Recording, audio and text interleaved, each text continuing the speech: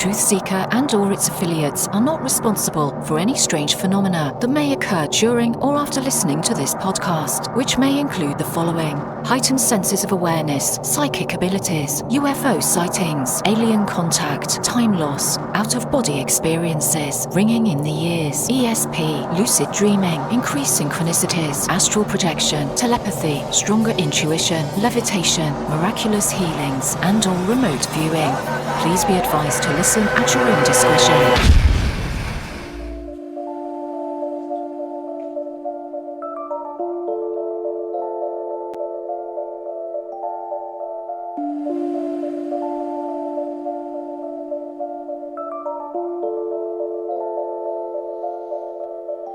Won't you come and take me away? I just wanna be with you. Won't you come and take me away? To a place to walk on troubled seas, faith to stand when I don't believe. I just wanna be with you. Won't you come and take me away? I just wanna be with you. Won't you come? You are now locked into the TruthSeekah podcast. Gargoyles! Psychics! Everything's ungodly! Dark savage! Streaming live at TruthSeekah.com. She's not a Christian! Give it up, y'all. Your portal to the paranormal, esoteric, and all things spiritual. She's tampering in dark-sided stuff! And now, your host, TruthSeekah. Yo, what's up, ladies and gentlemen? This is the TruthSeekah podcast. I'm your host, TruthSeekah, back with another exciting episode for you guys. And excited, delighted to be here. Want to say a huge shout out to everybody hanging out with us in the chat right now. Everybody listening to us on their podcasting devices as well. Welcome to the show. I'm excited about today's conversation. This is maybe always controversial topics that we discuss here. And we try to bridge the gap there because there's like a disconnect between spirituality and religion at times. And there's a disconnect because a lot of people who claim to be spiritual are not, but they're just merely superstitious. So we're going to be talking about some of this stuff today. It's going to be a good episode. I want to give a huge shout out to everybody supporting my work via Patreon because this is a listener-supported show. I couldn't do this without you guys. So huge shout out to everybody who's been supporting me from day one. You guys mean the world to me. Thank you for believing in my work, believing in my music and this podcast and what we bring to the table. Believe in community. That's a big part of what we're doing here. So huge shout out to you guys. I'm going to read off a couple names here. Some of the newest patrons within the last week or so. Shout out to Lip Hydro. What's up, Hydro? Thank you for supporting the work, coming on. I believe I know who you are. A lot of people change their names. They have like 17 different screen names, and it's hard to keep track of all these names, but I believe I know who you are, brother. Thank you for supporting the work. Also, shout out to Tatiana.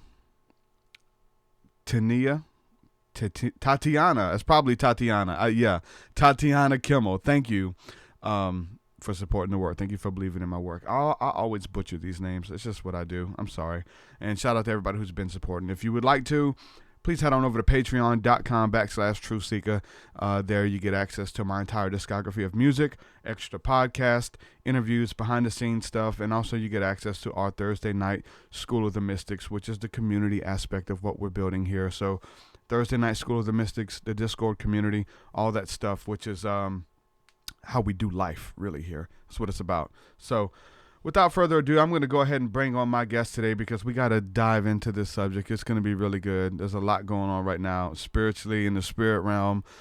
Media is playing a big role into this, television and stuff like that. So I want to get into this conversation here. So I'm going to go ahead and welcome on my guest, June Ahern. June, welcome to the podcast. How are you, my friend?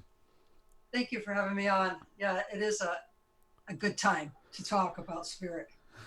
There's a lot of stuff going on when we're mentioning this. We're, coming upon Halloween, and this whole season of just October, the weather's changing. a lot of mention of death and monsters and ghouls and goblins and spirits and things like that. Should we entertain this stuff? Should we, shelter our kids and keep them away? All of these questions, that we all have genuinely, like, should we open them up to this? What is it about? Should we participate in Halloween? We come from a lot of religious circles where they don't deal with Halloween at all. Where did the origins come from? These type of things I want to get into and really bridge the gap between, Christianity in a sense and what maybe some people would call secular or paganry or something like that, right? It's into things that are that they're not familiar with. The pastor really doesn't, go into this stuff, and we've been taught to kind of stay away from everything and just be over here in our corner versus partaking in the culture, partaking in the festivities and different ways to do that. So I want to get into some of that stuff with you. If you want to start off, it'd be awesome just to kind of go ahead and give a little bit of background about who you are, what you bring to the table. We could start there. Okay. I grew up in a strict Catholic household. Certainly respect everything I received, my education and my understanding of spirituality and religion from my background. Then when I was around the age of 19, I actually was 19, I had a serious car accident. And on the way to the hospital, I expired for a short time. And I went what I believe was to the other side. I went to heaven, if you will. I crossed over, and then they brought me back. And it began a whole different outlook about life and the world, where you're able to know and see things that you don't have information about, and also then to interact with those that have passed on. And so I followed through out of my fear of what was happening. I had to find answers. Why am I having this? Why am I having these experiences? Why do I know these things? Why is this person appearing to me? And it wasn't pleasant. So I cannot say, whoa, all this stuff happened and it was great. It was not pleasant. It was frightening. Certainly was not really all what my parents wanted for me as a Catholic, to talk about knowing things about people. And I began to study the tarot cards, which was not acceptable either. So I had to really look at, in time in life, what is superstition? I'm glad you brought that up. What is the truth? Find the truth. What is this season all about? Why do people celebrate it? What is paganism, and why are people turning to that? And people do it out of curiosity. It's like everybody wants to be part of something, right? Yeah, something different too, something alternative, Correct. I like that. Something alternative that they may not experience in their own traditional Christian religion. So that's what people did. Certainly from the 60s, I know how people started going, toward learning about spirituality in different ways. And Buddhism was one of the ways that people began to study. So I look at, when you said pagans, paganism, and this is a time of history. People that were pagan actually meant people of the earth. Pagan means people of the stone, people of the earth. People were so dependent on the seasons. You said, yeah, it's starting to get colder. It's getting darker. At one time, that meant so much to people. They could not survive if they did not pay attention to the weather. Yeah. That's where it really came from. Was there superstitions? Absolutely. Were there many gods? Absolutely. But if you look at gods and you look at saints, it's the transferring of this power to an actual being, because saints were people that lived and were canonized, holy people. So it's the superstition that begins to, it's the fear. Superstition is fear. Yeah. Fear. And I do question everything. If someone comes to me and says, oh, I had these things in my house, ghouls or whatever, I'm like, okay. And then I question, I may even go to what they're talking about. And I pick it up for myself, and I hope to put some sort of reason and logic into it.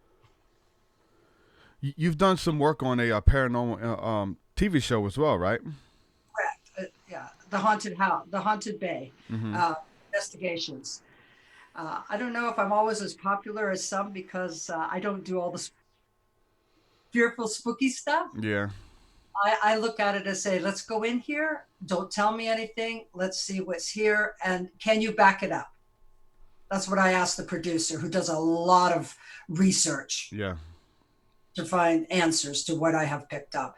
I have gone in and found particular, what you would call ghosts. Why are they still there? Why don't they move on? And I've learned a lot. You know what? I've learned a lot from spirits that are not moving on. I'm like, I didn't know this before. And Well, that's that go could ahead. be. I mean, that could be hard because I've been thinking about death a lot lately, and I think it's been because of some of the things that I've been entertaining. Like I told you before we went live, I just watched the Haunting of Hill House. Great Netflix series. Great. You definitely it definitely brings you to terms with death and leaving. So I've been in this weird place. I know what the Bible says about dying. I know what it talks about the afterlife, and I don't think my fear of dying, because I still have this little fear there. Like I'm not afraid about what comes and what happens when I get there. My fear is like you're talking about moving on. Like this life is pretty fun. Like it provides us with some really cool experiences. I mean, animals, dog, like just the small things, man, that are so beautiful. And just that notion that you're going to be sucked out of this existence and not be here and have to move on to another one, even if it is beautiful, even if it is heavenly and angelic and so beautiful. Like if it, like, this is a really cool place. I think people take that for granted. So I've been in this weird place about dying, not the fear of the afterlife, but the fear of not being able to do the little small things here on the earth. So does that come into play when we're talking about spirits not transitioning and being stuck here and things like that? Something that keeps them connected to this realm? I couldn't have said it any more beautiful about planet Earth. Thank you so much. This is a beautiful place in the smallest of ways. Sitting in a bus bench and watching people and kids come, and Yeah. you just beautifully. Small You know? things. Yeah. Yeah, the animals, our children, are for me, my grandchildren. Yep. And this time of year really is the celebration of those that have gone on before us. I will get to what you said, those that have gone on, but it's also the celebration of what you just said. That's the merry part of Halloween. Enjoy the life, enjoy the children and the laughter, how excited they get about life. And on the other side, leaving planet Earth and the spirits that don't want to, that's what there was one spirit I met in we would call it an alley, but it's like a thorough between streets. It's a small street. And I asked him, don't you want to move on? I was so serious. I was going to save a soul. And he said, why should I? Have a great time. I talk to people like you. And I went, whoa, wait a minute. Isn't everybody supposed to go to heaven or wherever they're supposed to go? And then I began to understand about dimensions, about different people in different space and time. And that, if you think about our life, we actually live in different dimensions as children, teenagers, young adults. And what we thought about as children begins to change. So do they all want, some are suffering, some are repeating. Do you have any friends that go on and on about an age of their life when everything crashed for them? Yeah, definitely. Yeah. And you get like, oh God, will you just be quiet about this? Some of those people don't stop at all. They'll like they make everything about them and about woe is me. Every conversation, every sentence has to deal with that. It's kind of weird. Yeah, that's the spirit that's stuck. They have not healed. Perhaps they were murdered. I have worked with the police on some cases of, unfortunately, murder, and it's not pleasant. I don't anymore. But that's the kind of spirits will often hang out here. They want their justice. They want to stop feeling, and I do believe in prayer. I'm a very strong prayer. I pray more than once, twice, 3 times every day. So can we pray for them? Yes. Why did they stick here? Well, I learned some of them like Earth, like you just said. Why would they want to move on? Yeah. But they physically participate in it. Like you pick up your child and you hug the child and you physically participate. Mm-hmm. They can only do it from mind, mental. So with ghosts and stuff like that, like what is it like? Because we've seen like a lot of these ghosts and the ghost reports and stuff. Most of the time it's something, it almost seems like a tragic loop that these spirits or this, even if it is a spirit, maybe the energy, the vibration is stuck there and it just repeats over and over. Maybe if someone was someone committed suicide off of a bridge or off of a house, a building, there's like a loop that's pressed into time where people can see that. You see the ghost that appears the way that they died, and people are able to see that. There's ghost tours that almost, hey, let me show you this, what happens, and ghosts appear to people, or these impressions. What is that? Is that the physical, well, I don't know if we call it physical, but is that the spirit of that person that's stuck in the loop? Are they trying to, like you said, maybe show people something, that they want justice? Hey, I was brutally murdered. I died suddenly. This is how I died. Please help me. Like, what's going on there when people are able to see those type of loops and impressions with spirits? Well, it certainly is a vibration. It is an energy. Everything is vibrating. When you sit out in nature is where you really understand what vibration is. All of a sudden you feel the plants, the flowers, the trees, the birds, the sky. And so everything's on a vibrational level. And they're repeating the story over and over again. And yes, are they looking for help? Well, they can get help. There's many that can get help. People pray for them. And I say to someone, the best thing to do with that person that hung themselves in the room, and now you want to make it, your study, but you can't go in there. I do believe in prayer, as I said. Let's see if we can move them out. Sometimes you go in with a person like me who converses and says, listen, I know you're stuck. You really can't be here. You have to stop this energy and move your energy out of here and move it to someplace else. Unfortunately, it just doesn't always happen. It's certainly in places where great wars have taken place and many people died on a field. When you go by that place, you just feel it. You're so aware. And, you either kind of accept it or you don't go there. And not everybody has that same sensitivity. They certainly don't feel it like some of us. Yeah, the Bible talks about it actually being a spiritual gift. It calls it the discernment of spirits. You're able to discern when there's spirits or energies around. Yes. Yeah. But what's the difference between people who really can do that and pray for spirits and people that prey upon the living? That is an area that's one of the reasons that I go out and I talk to people and I tell people, you don't really need a person like me. If I could give you knowledge and educate you how to live with it or do something about it, but don't rely on other people to tell you too much information about spirits. What can we do for them? Do we all move on to heaven? Well, I certainly know that there was heaven, purgatory, and hell. Some of us get to go if we live a decent life and we're compassionate toward others and we're not going to judge others. And I think that's important. And some of us don't quite make it.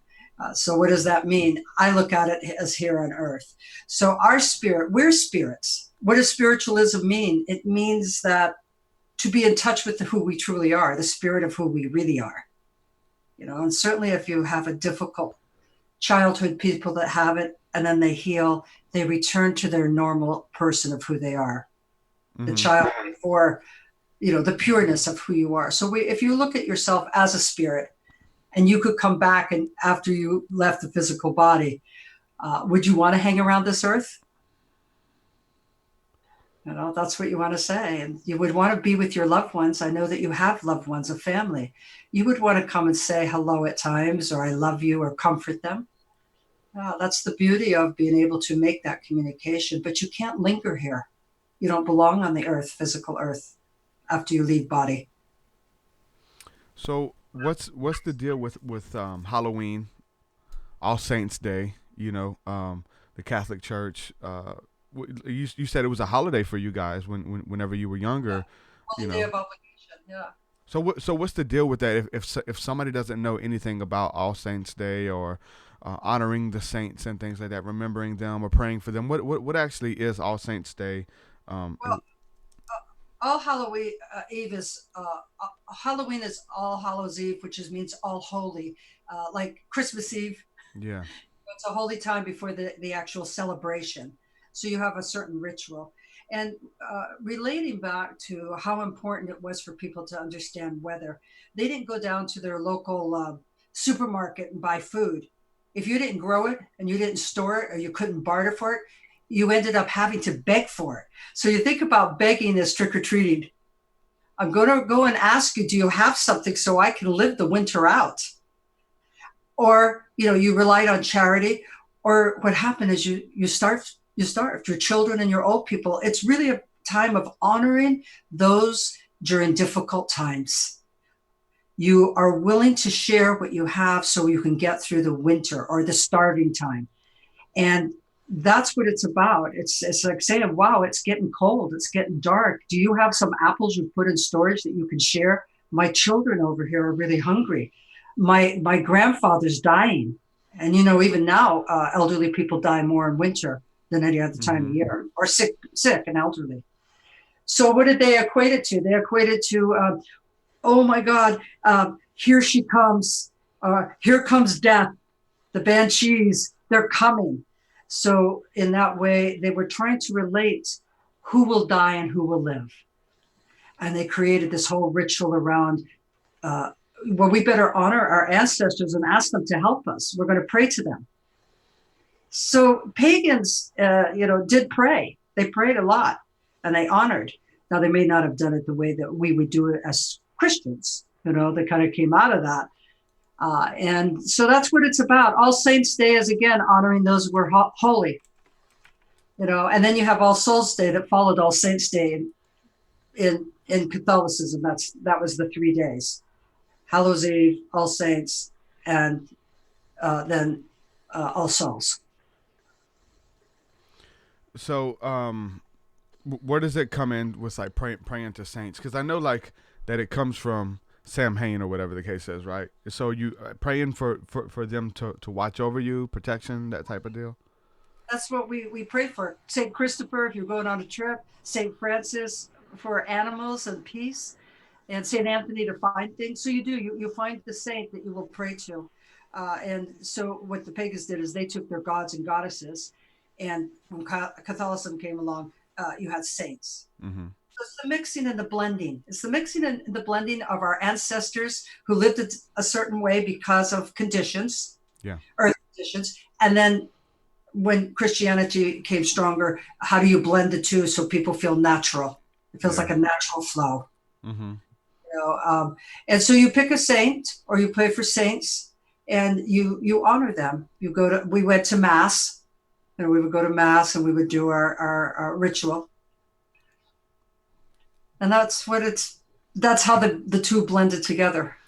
Yeah, everything's pretty much a blend now. It's so funny because like even the people who think that like they have an original thing with Christianity or like Christmas or Easter or in any type of holiday, like it's borrowed, like everything's borrowed. There's nothing new under the sun. It all came from pagantry. I mean, pagans were here before Christians. Pagans were here before the Hebrews, and so everything is kind of borrowed down. And so, history kind of falls in the lap of the person who won the battles or the one who lived to tell about it, and they get to kind of change things up and blend things together. So that's kind of what we have with Christianity and all of these different, holy days or holidays or what have you. So, as far as like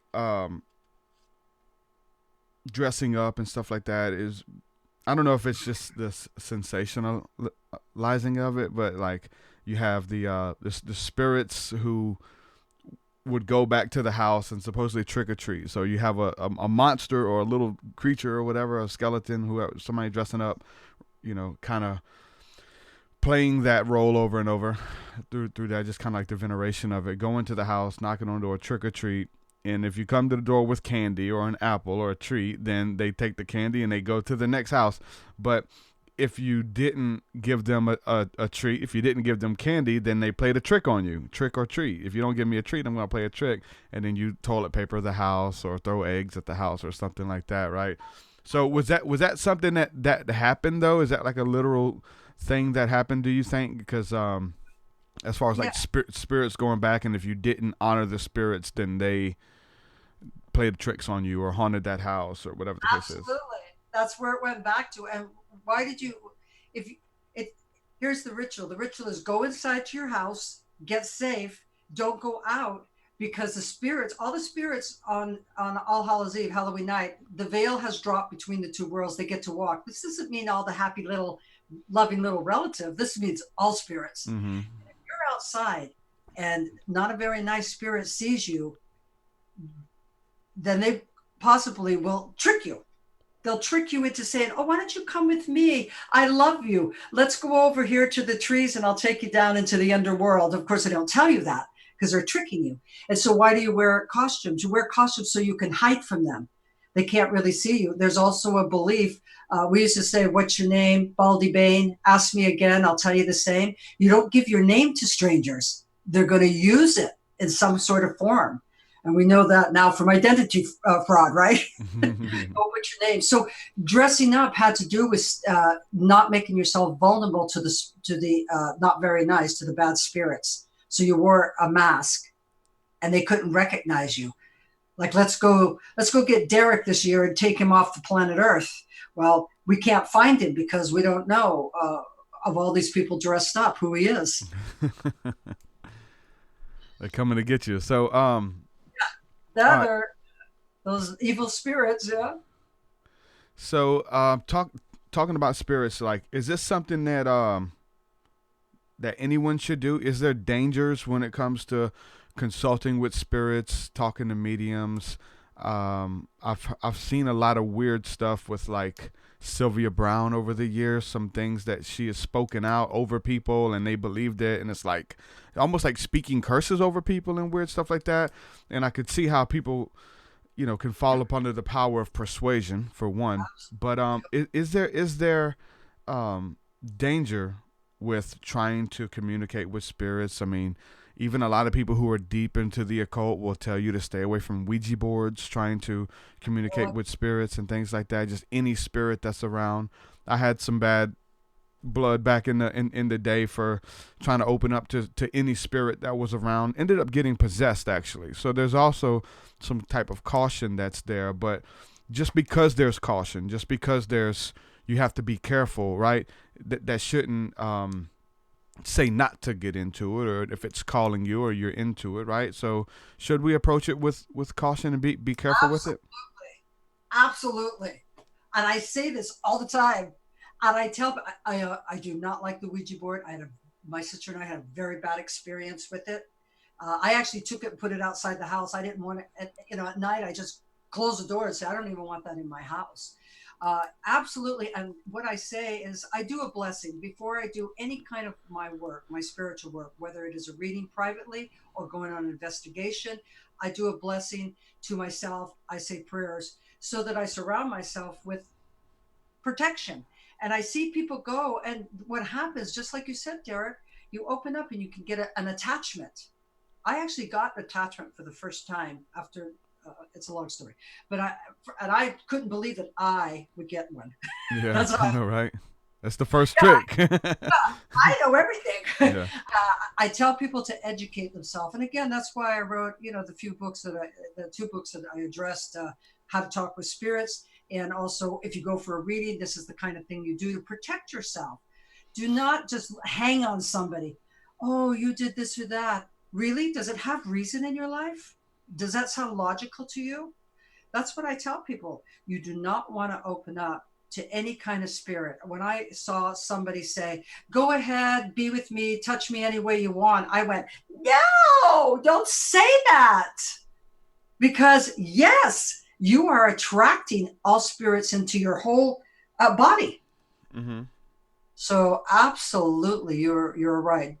People should not open up. If you feel you have a spirit and you want to talk, there are some very decent mediums. Mostly all mediums that I have ever met are good people. You may ask them for clarification. You may ask them, do you pick something up too? Or what do you pick up? And then ask yourself, does this sound reasonable to you?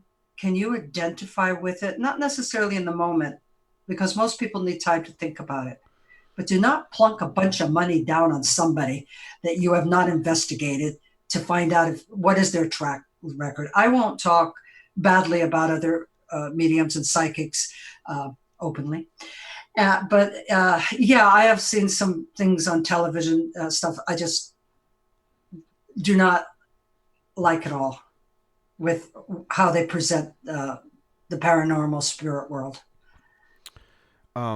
We had a guest on here, and she brought up this idea. She said she was in a relationship with a I guess in her worldview would be like an alien or an ET that communicated with her in the dream realm, and they were like lovers and in a relationship.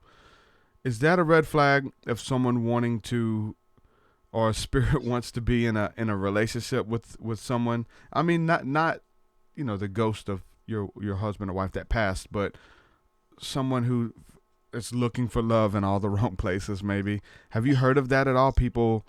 I have. You have. I have heard of that.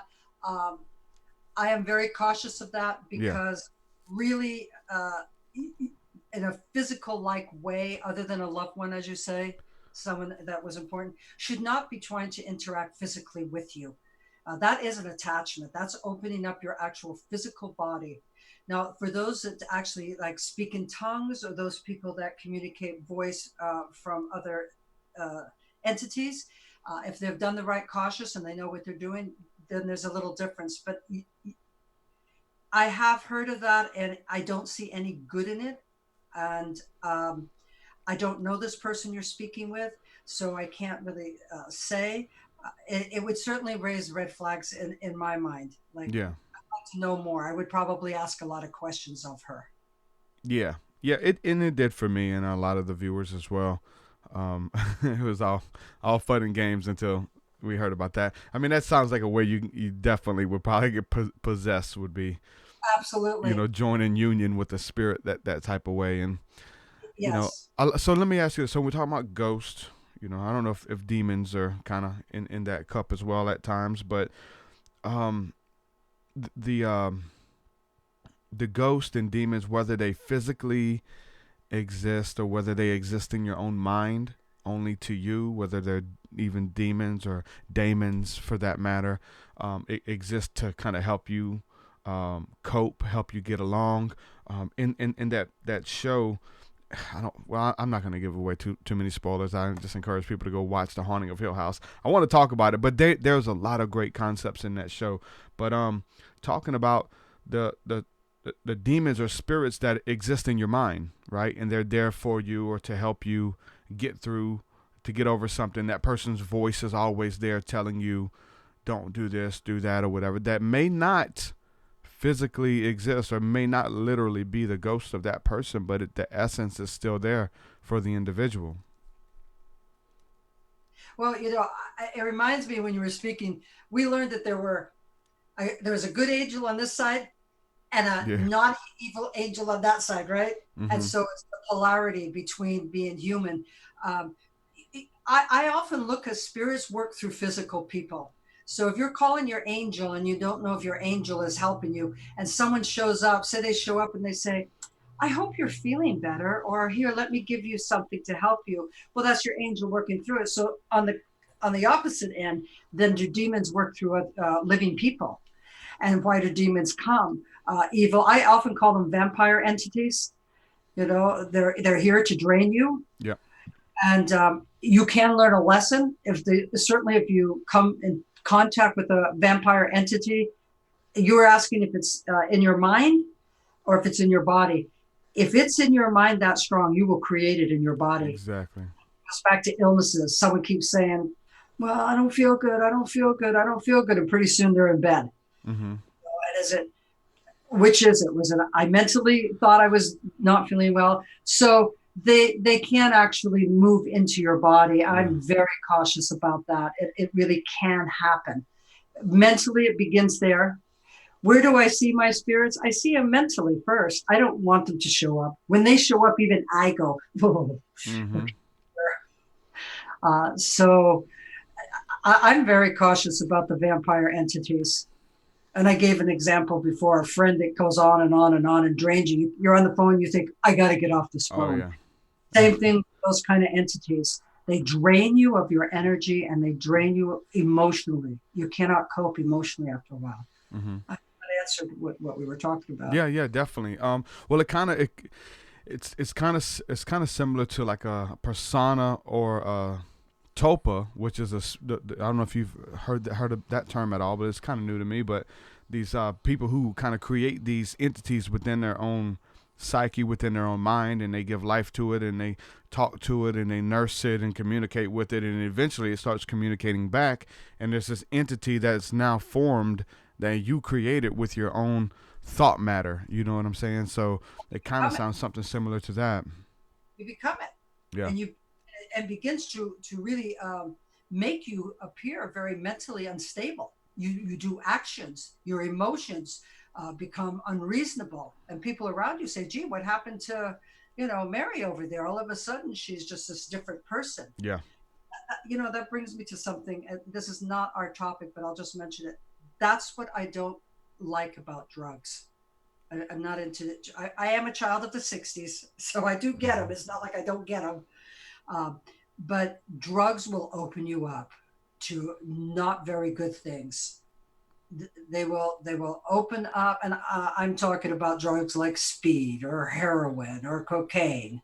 They open up the psyche, and then the psyche doesn't have the ability to shut down what is actual reasonable, logical ways of living on planet Earth. And you kind of, artists have to go to that other realm. They can't always live in reason and logic. They have to. How could you create music? How could you create anything if you do not go? So be very cautious, people, with someone that you know that's on drugs and begins to tell you a lot. Because they are seeing it, by the way. Yeah. It's not.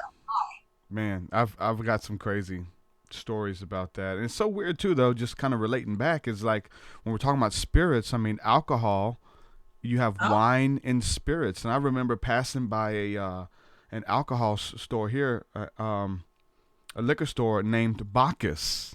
Bacchus is the name of a pagan god of drunkenness and revelry, right? And so it's like the name of the store was called Bacchus Wines or whatever, wines and spirits. And so there's something there about getting so intoxicated or so out of your mind to where you start being able to be influenced by spirits. And so I know there's talks about these spirits that hang at the top of doorways, and they like to hang out at bars, so that people who are drunk or severely under the influence they don't really have control of all of their faculties. Their mind is a little unstable. They're just open to whatever.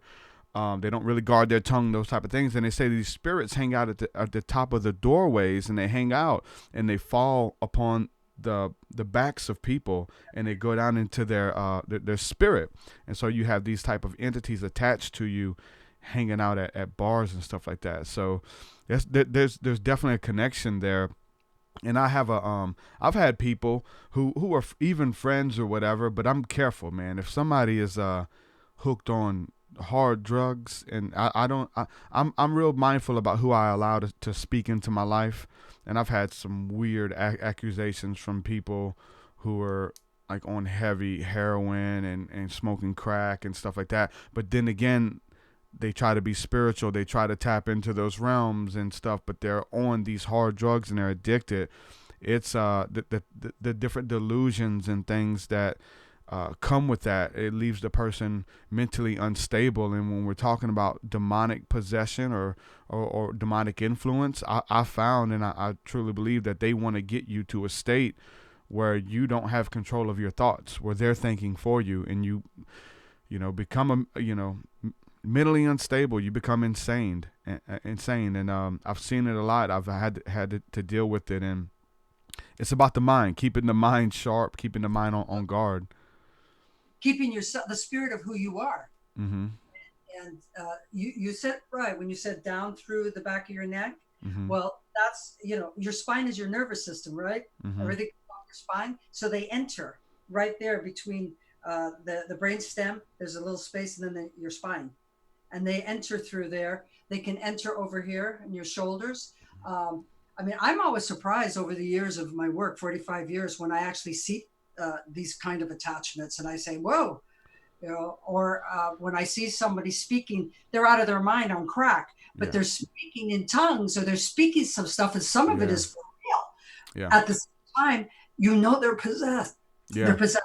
You gotta You know? be careful. Even in the church circles, man. There was a Christian ministry down here in the South, out of Panama City. It's called Christian International, and so there was the kind of a training facility place for the Christian prophets, and so to teach people how to prophesy, teach people how to discern spirits, and speak into people's life, and be able to pray for someone, and be able to feel what that person was going through and stuff.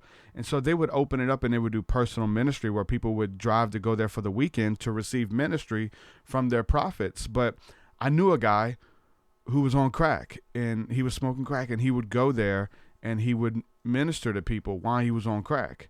And I was like, man, and it's about being able to discern those people around you. Like that's not good to be able to do that, you know. And so discerning is a big thing, man. I think we all have to get into. And like, I remember the guy who led me to the Lord back in the day. He's like a very spiritual guy, maybe too spiritual, you know what I'm saying? And so he had someone come to the church, and it was a friend of his, and it's like, man, you guys are prophesying, you're healing people, laying hands on people, and all of these wonderful miracles that are taking place within your church, but you guys can't discern that you're just letting your children run around the church, and there's known child molesters sitting in the congregation, and your kids are sitting in their lap. And it's like, you guys are so spiritual and able to do miracles, but you can't discern this stuff going on.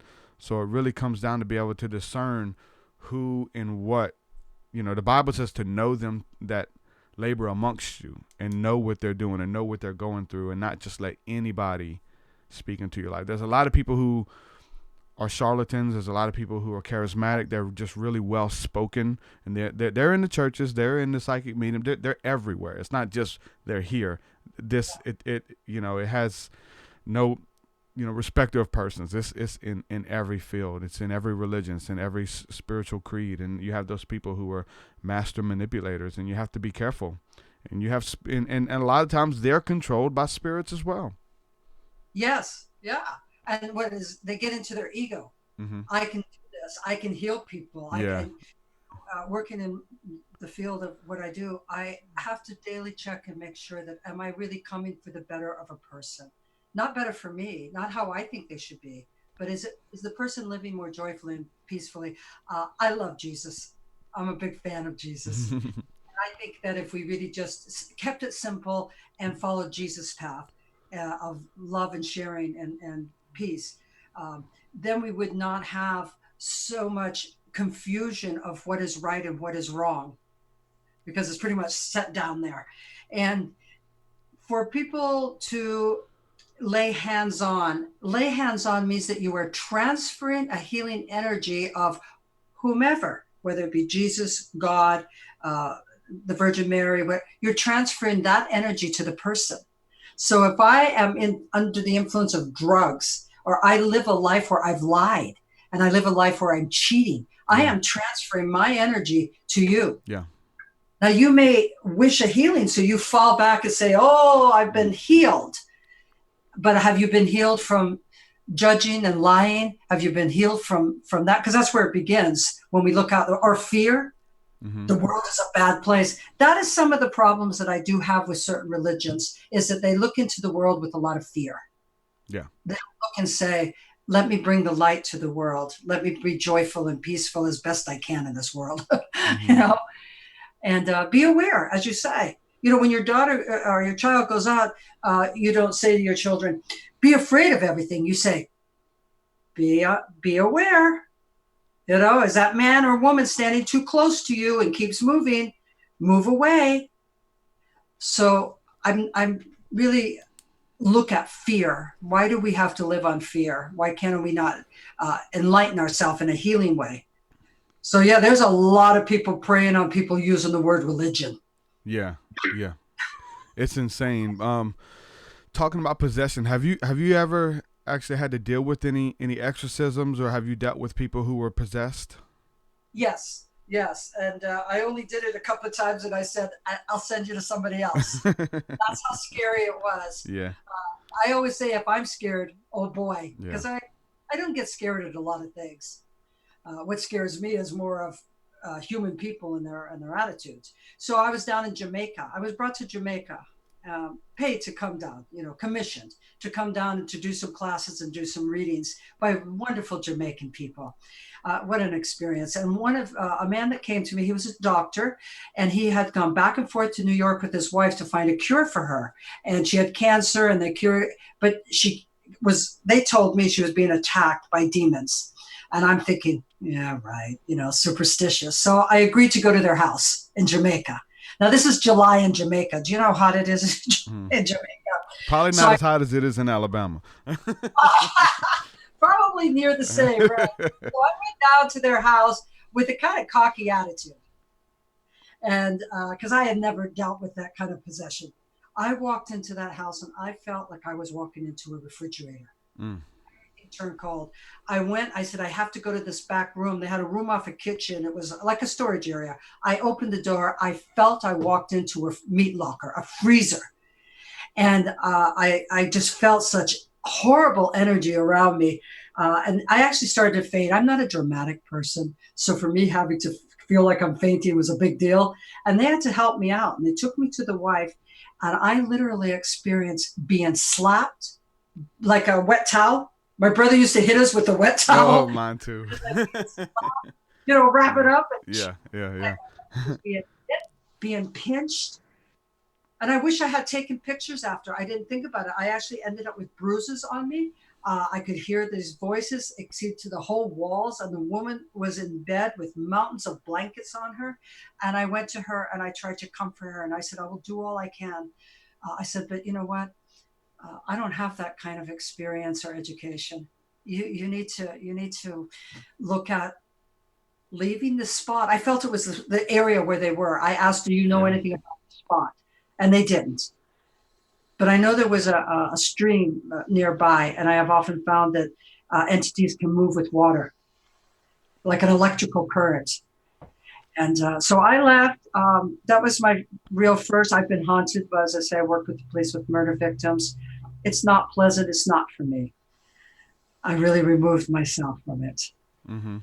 It could be intense, and some of the big name exorcists over the years have said that, the ministry or the life expectancy of an exorcist isn't that long, 4 years tops. Someone who really does it for a profession, because the mental wear and tear that it takes for someone who's going through that stuff.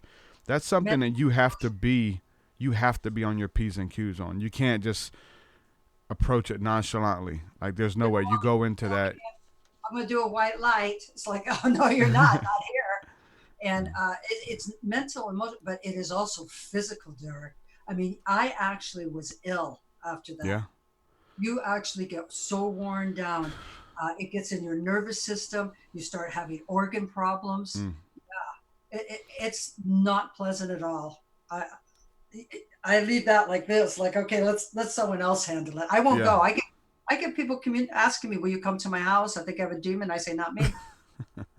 Spirits, not demons. Yeah. And that, I mean, that's a good thing too. We're talking about spirits and demons, and it's not just one or the other. There's a whole plethora of entities and elementals and spirits of just vibrational spirits of essences and love and reflection and family. So just to say that one communes with the spirits, it's kind of that's a very broad statement. What type of spirits? What have you encountered? What do you deal with? Because we are entertaining angels, and angels are ministering spirits that minister. And so they're, they're a form of spirits, and there's so many. So, have you ever had any, I guess when I'm talking about this, have you ever had any encounters with the elemental kingdom, the elemental spirits at all? Are you speaking about what we call God and angels and like that? Well, it would be some that were over the elements, maybe fairies, gnomes. I was just going to say, from elementary, I look at it. I just wanted to clarify, because fairies, we're talking about the fairies, the nature spirits, the divas, like that, divas. No, I don't really think I have. I have people that are very in tune to that. I'm out in nature. Well, before the last 8 weeks, I fractured my ankle and I had surgery. So I have not been outdoors. Like, I go out in nature all the time and I feel the energy of nature. I have not encountered the divas, the nature and the fairies, um, but I do feel the energy around me. So no, I haven't had that experience. What so you're talking about helping people with spirits and being able to feel them. There's different ways of feeling them, Correct. smelling them even. Can Oh you, yeah. you Oh know, yeah. I think I they had play off of our five senses, right? And there's different, probably absolutely. with each sense, there's a way to sense the spirit, right? Yeah, mental. I have a tendency to be much more in my mind, so mental. But the other night we were having a spirit communication. I had a group, about 10, and I kept smelling this. You know, when you shave wood, when you work with wood, that's beautiful smell off of it. Mm-hmm. Oh, this is wonderful. And I looked at a woman, I said, I think that your grandfather's here. And did he work with wood? And she kind of hemmed and hawed. Well, he did. And then later she said, well, he worked at a sawmill, but he quit it to go to something else. I said, his spirit, he was still with wood. I could smell the wood. I could smell the forest. I said, he's outside. And often you will hear sounds.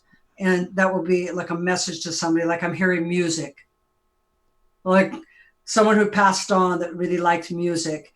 Or I would smell tobacco. I would say to somebody, oh, I'm smelling tobacco. There's nothing here, but or pipe. And they, Smoke, yeah. yeah, yeah. So that when the smell comes through, and so it's not only what you see, it's what you smell, what you hear, even what you taste. I will say to people, well, I'm tasting coffee. I'm not really a coffee drinker. So I taste coffee in my mouth. I'm like, I'm tasting coffee. They'll say, oh, my husband, he had like 4 cups of coffee every morning. Sounds like me. And it's just beautiful. I really love my work in that way, and bringing some sort of, if hopefully my idea is, can I bring you something like comfort or knowledge? That's how I look at it. What can I bring you from the spirit world? Yeah. And there's I guess when we're talking about ESP, extrasensory perception, the different clairvoyant, clairaudient, clairsentient. There's it's really cool because I like to study that stuff and then read the scriptures, and as you're aware of that, we start seeing Jesus kind of like operating in each one of these, and then the disciples being able to hear something or have a dream or have a smell or a feeling or a nudge or whatever, or be able to see a vision and be able to heal people from that, or be able to help people, get to where they're trying to go. So it's being able to be sensitive to the spirit realm to help people where they are. And like you said, it doesn't matter which spirits. I mean, I guess starting out for me, it was big on like using that stuff to communicate with the Holy Spirit, right? The spirit of that's communicating with us through dreams, through visions, through Oh, the Holy Spirit. yeah, it's the Holy same Ghost. thing. We call it the Holy Ghost, and then they changed it to the Holy Spirit. Yeah, Holy Ghost, right? Well, see, that's funny too because I've been a part of circles that say he's not a ghost. It's not a ghost, so we're not going to use that term ghost. A ghost is a disembodied spirit, so he's not a ghost. We're going to call him Holy Spirit. And then there's some circles who get really weird, and they only call him him. They call it like it's a they don't even call him spirit. Well, they call it spirit, but that's like almost like that's the name of a person, like that's his name, Holy Spirit. And they talk to him in that type of way, but different things for different people, whatever helps them with their relationship. So Yeah, I think that whatever brings you to the heart of yourself. To me, it's all about yourself. Can you grow from it? Do you live better from it? that's what all of it's about. But talking about ESP in your book, How to Talk with Spirits, you have a quiz in there that people can take to see if they're sensitive to those feelings and emotions. And I created it years ago. It's in my first book. I created it for my first book, How to Get a Good Psychic Reading Without Getting Conned. And you find out, we're not naturally, usually we're not naturally all clairvoyant, clairsensing, clairaudio. We can see. Clairvoyant, can I see? Clairaudio, do I hear? Clairsensing, do I feel? Most people are into the kind of, do I feel? You could be very vulnerable by being that kind of sensitive, feeling everything, because it means that if somebody is upset, you become upset. and you don't know why. So in the test, it is asking questions to help you decipher what kind of ESP ability are you stronger in, and how can you make yourself, how do you grow and be stronger in the other areas? And in that way, like me, I am all of it now. I was really clairvoyant in the beginning, seeing everything, and then I learned how to listen and then how to feel, and feeling has to be translated into words. Yeah, often sentient people, sensitives, they don't know how to get it up and speak about it. They say, I feel it, but I don't know how to say it. Well, I would teach people how to bring it up and how to recognize it and say it, how to say their psychic impressions. So it's really interesting. I just love that, the telepathy. And we're all telepathic. I mean, it's not like, somebody can be better at that ability. It's like, I look at it like sewing. I'm lucky I can sew a button onto a garment. I have friends that can make an outfit in a night, whereas I speak to ghosts and spirits, and I don't think it's that like, wow, yeah, you could just do it. So everyone has it, and we use it all the time. And I know you're married. I know you and your wife will say, I was just going to say that. All the time, yeah. All the time, because that's how connected you are with your vibrational waves. That's what love does. It brings us a beautiful vibrational wave. And so in even when we speak to God or any spiritual being guidance, we're doing it telepathically. Yeah. I'm aware of it. That's how we can also influence in a positive way, hopefully in a positive way, our loved ones, our community, our country, by sending out telepathic thoughts. And that's part of that ESP. And I know I brought a lot of comfort to people that have both taken the test and taken my classes where they don't feel like they're going crazy. People come to me, I got to tell you, I think I might be this or that, or I'm crazy. Yeah. I say, well, tell me about it. And then I help them understand you're not crazy. And then some who would do well with a therapist or some other means, then I point them in that direction. Yeah. It's really, and that takes the discernment of spirits to be able to talk to that person and say, yeah, we need to get you somebody else, versus just entertaining everything or trying to be, the healer for everything. Some people need, those doctors or whatever. I think that there might be, some medication that could possibly help people. And it's, it becomes weird. Cause I get those messages too, and trying to discern, where this person is mentally, how did they get there? What, what I'm saying? What do they need? Those type of things. And so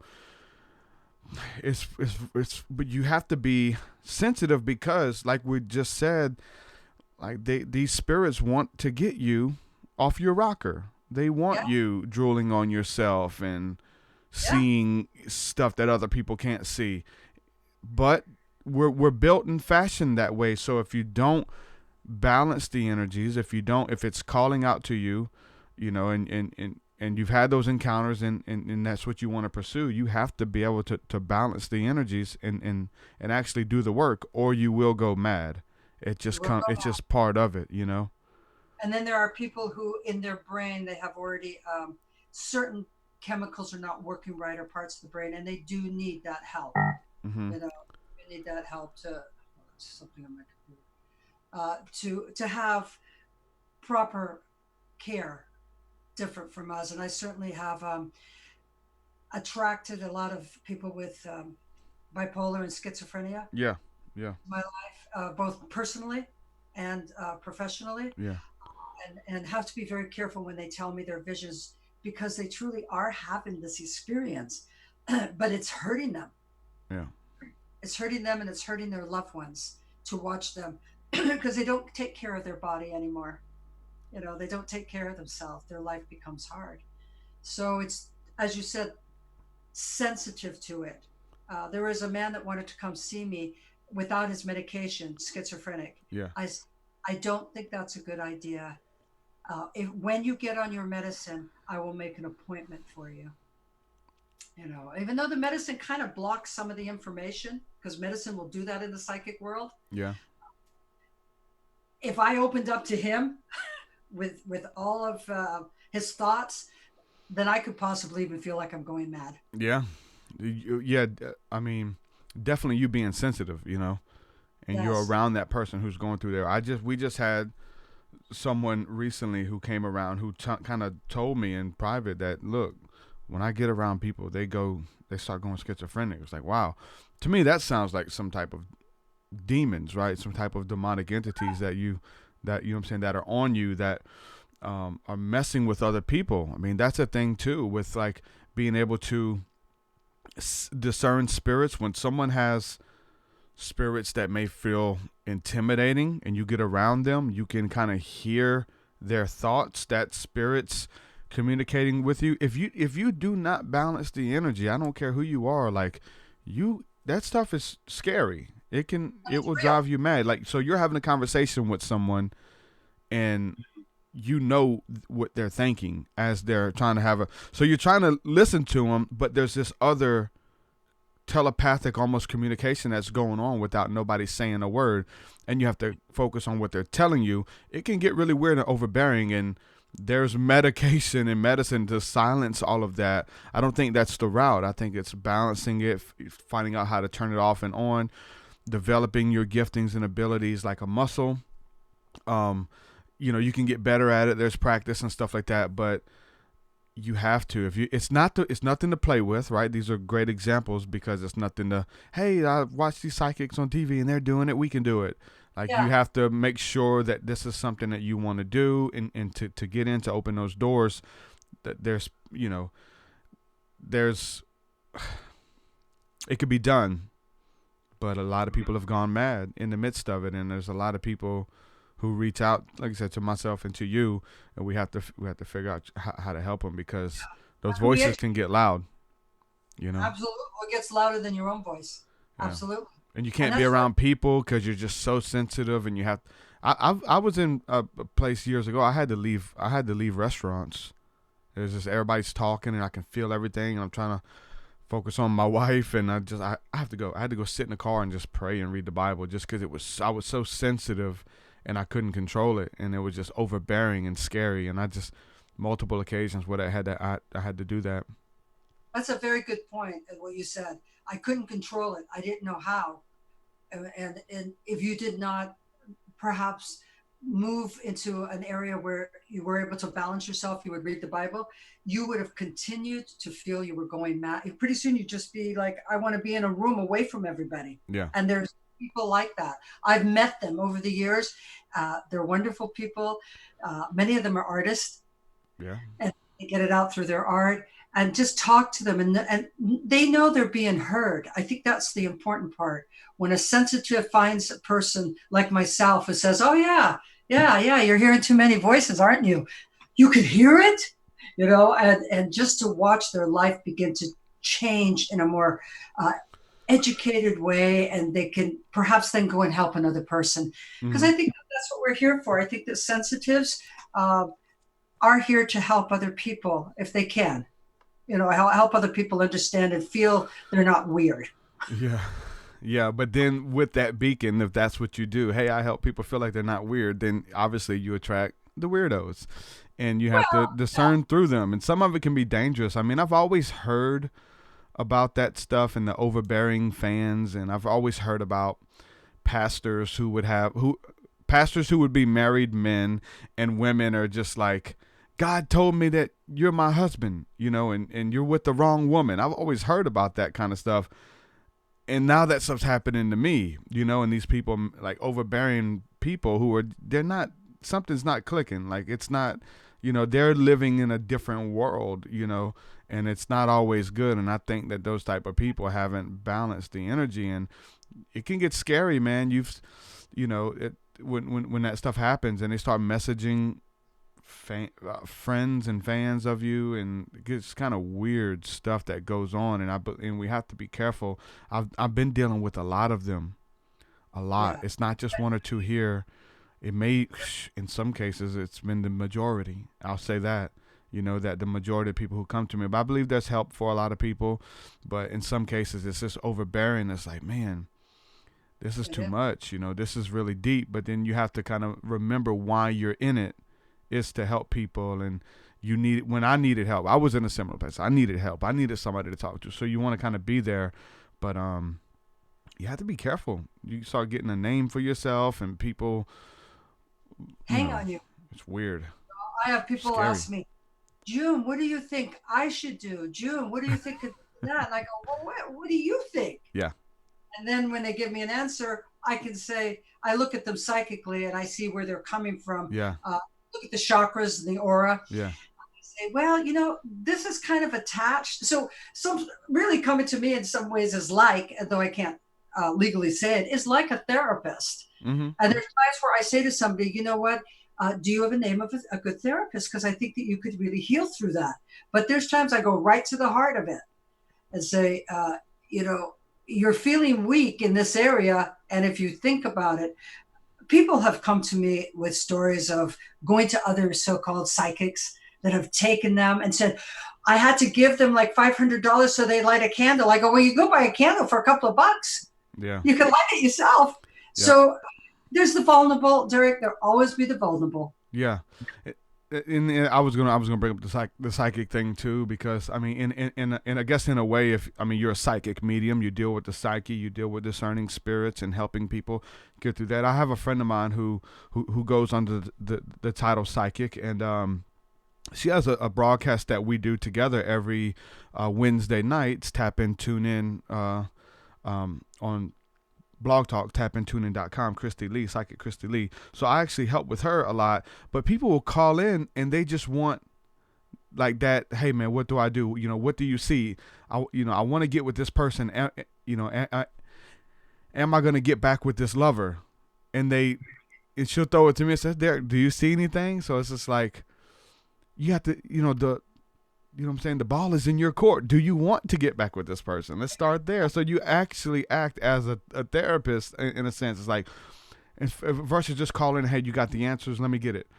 So what do you want? Like, there are ways we can do it. We can go through prayer. We can, different things you can do and activation and things, but it's whatever you want. Like, if you want it or not, whether you're just looking for somebody to speak it out. I mean, there's power in that. You want somebody to say, hey, you want somebody to affirm you and say, yes, you're going to get that marriage. God's going to restore it. And that's where prophesying comes in. You're almost telling the future almost in that sense, but you want to make sure you're right. You don't want to just like call in or somebody's like, look, if somebody's calling in and they need help and they want to know if this is going to work out, you got to let them know that, look, the power is in your hands. The ball is in your court.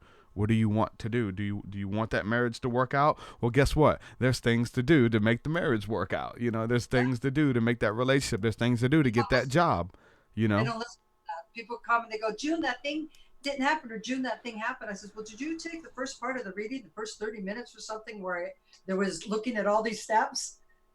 They want the And people forget, why are readers called readers? They're called readers because they're reading your acoustic records. They're reading your inner self. They're reading what you already know. That's their ability. They're not going to tell you how to live your life. I wrote about that in my first book. When you go to get the most out of a reading, ask a question in a certain way. Not, will I be back with that person? Rather, it's, how do I create love a loving partner in my life? How do I create a loving, supportive partner in my life? Is it this person here? Can we look at him or her? I'm okay. Well, let's look at that and see what has to be done. Exactly what you said. Unfortunately, people think that psychics are all knowing, and that is not true. I don't even care for the word psychic, but since everybody relates to it, I use it.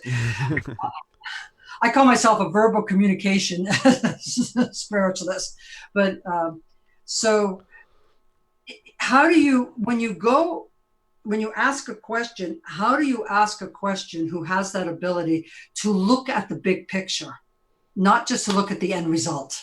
Mm-hmm. Will I get a job? I don't know. Are you looking for one? If you're putting applications in or you're trying, you probably will.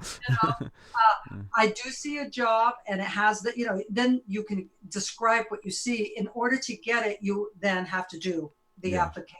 Yeah. Or you have to do an education. Kind of works hand in hand. And some people go, I don't have time for the education money. Yeah. I started burning sage a couple years ago, and I had a guy come over to the house, and he said, "Do you think that works? Do you think sage, clears the spirits and stuff like that? You think it works?" I said, "Yeah, I do." And he's kind of like skeptic. I was like, "Yeah, because once I started, burning sage, I lost a lot of friends. Like all the negative people kind of stayed away from me." And it's funny. It's funny because we'll go to like, you know what I'm saying, the Indian powwow, and there'll be a tent and they'll be burning sage, and they have trinkets and sage and stuff for sale, and there'd be nobody in there. I was like, you may want to put the sage out. The sage may be keeping all the negative people away. So I wanted to ask you about that sage. Do you burn sage? Do you believe in, clearing and cleansing before you do anything spiritual like that? I know you talked about praying, but do you believe in burning sage and in a way that affects spirits and stuff? Yes. Again, when we would have a high mass, they would burn frankincense, and people would be like, "Oh, I don't like that." As a kid, I loved it right away. I was like, "Oh man, that's great!" Because you look at aromatherapy. We'll look at perfume. Let's take it simple. Women and men, they decorate themselves with scents to attract. Right? You want to attract. Animals do it to attract. They use scents, and how powerful the sense of smell is, and how powerful it goes to our minds, our psyche. It can take us back to childhood. It could take us to a favorite time or a person. So I do believe in the power of aromatherapy, and certainly people are using it more and more for healing at this time. They're starting to, And so what does the sage do? Well, it's made of sweetgrass, and it's made of that brings up nature, the divas, right? We're back to the divas now. And they are cleaning out the energy, the air. Well, people go through and they spray their house, which I don't like those sprays at all, but they spray, I use more natural. They spray their house with scents before guests come over. And I walk into somewhere and I go, "Oh, did you spray your house?" Yeah, chemicals. It's the same thing. It's not that far out. And certainly the sage does clean the energy in a room, in a building. I do use it. I used it the other night when I did a whole ritual for All Hallows, and I used the frankincense and the myrrh. And you use certain scents for certain reasons. Yeah. Someone brought this up about sage, and they said they didn't like it because of this. But this was a new idea that I had heard. It says that sage doesn't clear out the negative spirits. Sage kind of like clears out all spirits, and then from that point of kind of like pushing the reset button. So almost like clearing the room, and then maybe being able to kind of reset it with your spirit or the spirits that you bring into it or whatever. But it was this weird notion that this guy brought up, the fact that it would clear out all spirits. Good. Then of course, when you're clearing, you have a chant or prayer, but you chant certain words, and so you are clearing the space. I don't. Yeah, that could be. But it certainly does clear the space, and if anything, it clears the psyche of your mind. It's a ritual. It's a ritual. At the end of the day, whether it's just that prayer, some people say, "I don't need any sage. I don't believe in it. I don't use it. I just pray." Well, in your mind, that prayer is the equivalent of that sage. It's that ritual. It's still the power of the ritual. And if I do this, this will happen, or this gets me in the mood, or even like coffee in the morning. I'm not sure how much coffee wakes me up anymore. It's my ritual. I just enjoy it in the morning to start the day, and throughout the day as well. You're just used to those rituals. You put your deodorant on, you brush your hair. It's a ritual. And, rituals are important because we are physical beings, mental, emotional, physical, and certain physical objects put us in the right mind frame to open up to anything in life. As you said, coffee in the morning. I've had people say, if I don't have my 2-3 cups, I'm not functioning. I'm mean, or I'm whatever. And I'm like, really? That's really not true, but it's true to you. Exactly. That's when people talk about, say, witchcraft or casting spells, and they say, well, it's terrible. They light candles and they have this and that. Well, it's a ritual of I'm connecting with things that are physically. I'm looking, I'm smelling, I'm hearing, it's not, they're not bad. The object's like a crystal. Does a crystal itself, does a sage itself, does the tarot cards itself? No, it's what you put into them. Does the Bible itself? I knew Yes, it's people the who were Bible just, I itself. mean, they felt the same way about their Bible. Like, you even see, like, in a lot of the movies in the Catholic circles where they're like, if they're doing an exorcism, they put the Bible on them, or they put Correct. the cross on their forehead, and they burn up and stuff. And like, that relic has no power in and of itself. It's just pages and paper or whatever. But if you believe that it does, and maybe if your belief is strong enough that when you do that, something will happen. Now there's like, it can transfer because you believe it so much so when that person's kind of in limbo, they don't know.